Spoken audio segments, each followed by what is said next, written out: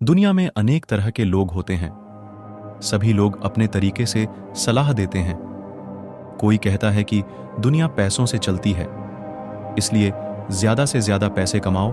तो कोई कहता है कि दुनिया धर्म से चलती है, इसलिए ज्यादा से ज्यादा पूजा पाठ करना चाहिए। कोई चारबाग के जैसे दुनिया को सिर्फ उगाने की जगह मानता है, तो कोई पूरी जिंदगी सिर्फ मोक्ष पाने की जतन में ही लगा होता है। जीवन में सभी चीज ही जरूरी है। धर्म के रास्ते पर चलना जरूरी है, पैसे कमाना भी जरूरी है, क्योंकि पैसों से ही हर घर चलता है। उन पैसों को एंजॉय करना भी जरूरी है और मोक्ष का एहसास करना भी जरूरी है। लेकिन सबसे जरूरी बात है कि हमें किसी भी तरीके से डिटैचमेंट को फॉलो करना है। अगर हम इसे फॉलो करते हैं तो बाकी के काम अपने आप ही हो जाएंगे। इसे अष्टावक्र गीता के जरिए समझते हैं। विहाय वैम काममर्थ चानर्थ संकुलम धर्मम पतहरित सर्वत्र नादम कुरु। इस श्लोक में अष्टावक्र जी कहते हैं कि तू काम मतलब लस्ट को दुश्मन मान और अर्थ मतलब पैसों को कम इंपॉर्टेंस देकर उन दोनों के कारण रूप धर्म को भी छोड़कर तो सबकी उपेक्षा कर। बेसिकली अष्टावक्र जी धर्म, अर्थ और काम तीनों से ही डिटैचमेंट होने को बोल रहे हैं। लेकिन यह समझने के लिए पहले धर्म, अर्थ और काम के बारे में अच्छे से जान लेते हैं। सबसे पहले हम काम मतलब कामना के बारे में समझेंगे। काम का मतलब सिर्फ लस्ट नहीं है, बल्कि इसका मतलब ऐसी चाहत होती है जो कभी भी खत्म नहीं होती है। अगर एक चाहत पूरी हो जाए तो फिर दूसरी चाहत पैदा हो जाती है। इसे ही काम कहते हैं। काम और अर्थ एक दूसरे से कनेक्ट है। किसी भी इंसान की वासना को काम कहते हैं और पैसे के जरिए हम उसे पूरा करना चाहते हैं। हमें लगता है कि इस दुनिया में ज्यादातर चीजों को हम पैसे के जरिए पा सकते हैं, इसलिए अर्थ मतलब पैसों को हम साधन मान सकते हैं और काम को सत्य मतलब जहां हमें पहुंचना है और वहां पहुंचने के लिए हम जिन तरीकों को उपयोग करते हैं उसे साधन कहा जाता है। ठीक वैसे ही धर्म भी साधन है और मोक्ष उसका सत्य है। मतलब अगर हम धर्म के रास्ते पर चलते हैं तो हमें मोक्ष की प्राप्ति हो सकती है। लेकिन अष्टावक्र जी कहते हैं कि जिसे सच में मोक्ष पाना हो उसे उनके अनुसार यह कोई बिजनेस के जैसे नहीं है, जहां हम अपने एफर्ट लगाते हैं तो हमें उसका रिटर्न मिलता है। कि मोक्ष तो आपको मिला ही हुआ है, ना वह कहीं भविष्य में है और ना ही कहीं भूतकाल में, बल्कि इसी समय आपको मोक्ष मिलता है। जिस समय आप कुछ भी चाहना बंद कर देते हैं, इस समय आपको मोक्ष का एहसास होने लगता है। पैसे कमाना जरूरी है, लेकिन सिर्फ पैसे कमाकर जमा करने में अपना जीवन निकाल देना सही नहीं है। आपको एक कहानी से समझाते हैं। एक बड़े से राज्य में एक राजा का नौकर था। वह एक नाई था।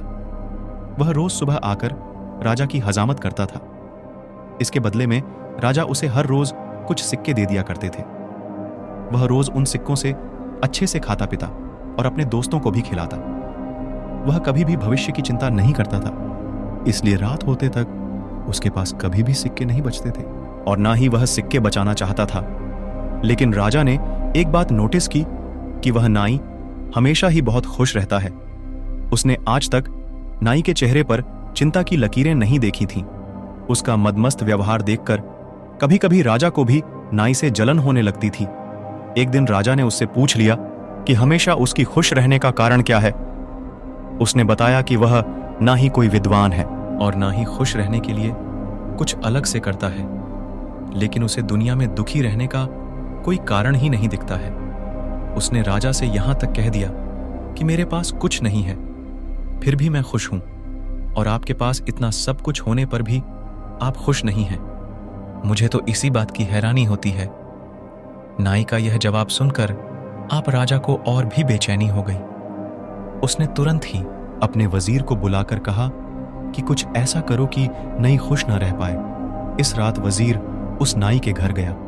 उसने चुपके से एक पोटली में 99 सिक्के रखे और आंगन में फेंक दिए। सुबह उठकर जब नाई ने देखा तो उसकी खुशी का ठिकाना ना रहा। उसने तुरंत ही सिक्कों को गिने लगा कि उसे सिर्फ एक सिक्का ही जमा करना था। इसके बाद उसके पास 100 सिक्के हो जाएंगे। राजा जो सिक्के देता था उसे नाई बचाने लग जाता था। ऐसा नहीं था कि वह 100 सिक्के जमा नहीं कर पाए। एक ही दिन में उसने यह काम कर लिया, लेकिन अब वह 100 से 200 सिक्के करना चाहता था। 200 होने के बाद 300 करना चाहता था। राजा ने भी यह नोटिस किया कि अब नाई उस तरीके से खुश नहीं रहता। वह अपने ही ख्यालों में डूबा रहता है। उसके चेहरे पर चिंता, लकीरें दिखाई देती हैं। एक दिन राजा ने नाई से उसकी चिंता का कारण पूछा। पहले तो उसने कुछ भी नहीं बताया, लेकिन जोर देने पर उसने सारी घटना को विस्तार से बताएं। उसने कहा कि जब तक वह पैसे जमा करने के फेर में नहीं पड़ा था, तब तक उसे कोई चिंता नहीं थी, लेकिन जैसे ही वह पैसे जमा करने के बारे में पड़ा, उसके जीवन में चिंताएं ही चिंताएं आ गईं। आप देखिए कैसे अर्थ ने अनर्थ कर दिया। नाई की कहानी से सीख चुके होंगे कि पैसे कमाने में कोई प्रॉब्लम नहीं है, लेकिन हम जब पैसों को जमा करके उसे बढ़ाने के पीछे लग जाते हैं तो हमारी चिंताएं वहीं से शुरू होती हैं, और इसलिए अष्टावक्र जी अर्थ को अनर्थ कहते हैं। लेकिन आजकल तो लोग पैसे कमाकर जमा करने के पीछे पड़े हैं। दिन रात बस उसके ही लिए काम करते हैं। परिवार के लिए तो कमा रहे हैं, लेकिन यह सब सिर्फ बहाने हैं।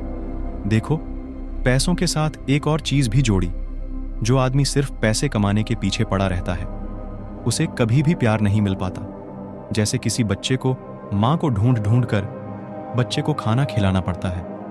बच्चों को कोई फिक्र नहीं रहती कि उसने खाना खाया या नहीं खाया, क्योंकि उसे पता है कि उसकी मां उसे प्यार करती है और वह उसे खाना खिला ही देगी। लेकिन अगर किसी वजह से उसकी मां मर जाती है तो उसे चिंता सताने लगती है। उसे लगने लगता है कि अब उसे खाना कौन देगा। वह अपना ध्यान खाने पर देने लगता है। ठीक वैसे ही आजकल के पेरेंट्स भी खूब पैसे कमाकर ये सोचते हैं कि अगर बच्चों की खूब अच्छे से परवरिश करेंगे तो आगे चलकर हमारी सेवा करेंगे। लेकिन ऐसा नहीं है। अगर बच्चों के मन में पेरेंट्स के लिए प्यार होगा तो वह बिना कुछ करें भी उनकी सेवा करेंगे, वरना कितने भी पैसे जमा कर लो, कोई फायदा नहीं। मतलब यह नहीं कह रहे हैं कि कमाने पर ध्यान नहीं देना चाहिए।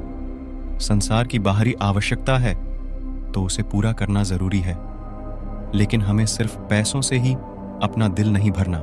चलिए अब धर्म की बात करते हैं। धर्म एक साधन की तरह है जो कहता है कि हमें मोक्ष पाने के लिए कुछ करना है।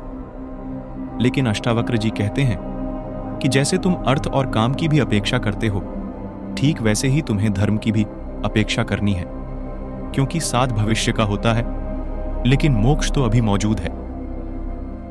अष्टावक्र जी कहते हैं कि मोक्ष तो आपको मिला ही हुआ है, बस आपको जाकर उसे देखने की जरूरत है। इसलिए हमें धर्म अर्थ काम तीनों में ही अपेक्षा नहीं करनी चाहिए।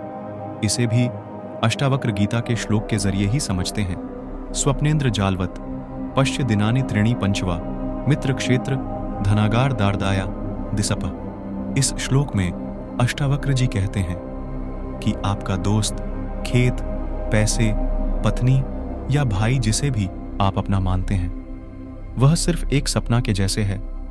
वह 3 या 5 दिन ही दिखते हैं। जब रात में हम सपने देखते हैं तो न जाने क्या क्या देखते हैं। कभी हम हवा में उड़ने लगते हैं तो कभी हम समुद्र की गहराई में तैरने लगते हैं। हम सपने में ही खुश हो जाते हैं और सपने में ही दुखी हो जाते हैं। हमें सपना और हकीकत का फर्क ही नहीं मालूम चलता है। ठीक वैसे ही यह दुनिया और लोग भी एक सपना के जैसे ही है। इसमें जीते हुए हमें ऐसा लगता है कि सब कुछ सच है, यह सब कुछ सपना ही है। सिर्फ सपना तो हम सोने के समय देखते हैं ना, लेकिन वह सपना अलग है। यहां अष्टावक्र जी कहना चाहते हैं कि जिन चीजों या लोगों के साथ तुम जुड़े हुए हो वह भी परमानेंट नहीं है। यह भी एक सपना के जैसे एक दिन नहीं रहेंगे। अष्टावक्र जी कहते हैं कि आपको कुछ भी करने की जरूरत नहीं है। आपको सिर्फ अपने अंदर साक्षी भाव लाना है और आपका काम हो जाएगा। सबसे डिटैचमेंट कैसे करना चाहिए, इसके बारे में समझते हैं। यत्र यत्र भवे तृष्णा संसारम वृद्धि तव प्रौढ़ वैराग्यमाश्रित्य। अष्टावक्र जी कहते हैं कि जहां जहां तृष्णा मतलब लालच होता है, वहां संसार भी होता है। ऐसे में मैच्योरिटी के साथ डिटैचमेंट के प्रक्रिया को अप्लाई करके सुखी हो जाए। सिर्फ मैच्योरिटी के साथ। अटैचमेंट इसका मतलब बहुत ही सिंपल है। मन को तुमने किसी की बात सुनकर उसके ऑर्गेनाइजेशन को ज्वाइन कर दिया। तुम्हारे मन में लालच आया कि वहां ज्वाइन करने से तुम्हें संसार में दुख देखना नहीं पड़ेगा और हर समय तुम खुशी रहोगे। ऐसे डिटैचमेंट को मैच्योर नहीं कहा जाता, क्योंकि यह तुम्हारा खुद का अनुभव नहीं है। तुमने बस सुनी सुनाई बातों पर भरोसा कर लिया। ऐसा नॉन डिटैचमेंट कुछ समय के लिए ही आता है और उसके बाद वापस तुम अपनी पुरानी जिंदगी में आ जाते हो। कलत्राणि शरीराणि संसस्यापि नष्टानि तव जन्मणि जन्मणि। इस श्लोक में अष्टावक्र जी कहते हैं कि तेरे पूर्व जन्म में राज्यपुत्र, पुत्रियां, शरीर और सुख अनेकों बार नष्ट हुए हैं और हर जन्म में तुझे पहले से जैसे ही हर चीजों से अटैचमेंट था। मतलब चाहे तुम्हें किसी भी चीज या इंसान से कितना भी अटैचमेंट क्यों ना हो, वह खत्म। ऐसे में अपने अंदर के मैं को निकालना ही होगा। अष्टावक्र जी सीधे सीधे जनक जी को कह देते हैं कि जब तक तेरे अंदर मैं का भाव रहेगा तब तक तुझे मोक्ष की प्राप्ति नहीं होगी। यह मैं हर जन्म के साथ आता है और मृत्यु के साथ चला जाता है। एक बार एक अमीर आदमी के फार्म हाउस में आग लग गई।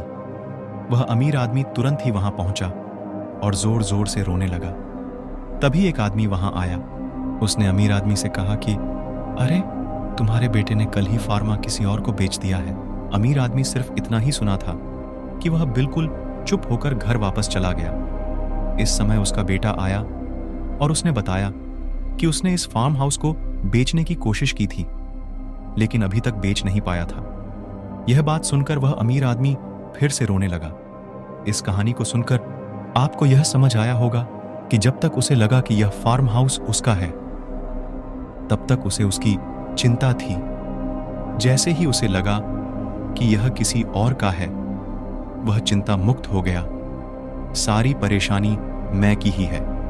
अगर ऐसे में कोई डिटैच आदमी वहां होता तो वहां यह नहीं देखता कि यह किसका काम है उसे, बल्कि वह पूरी शिद्दत से उस आग को बुझाने में लग जाते।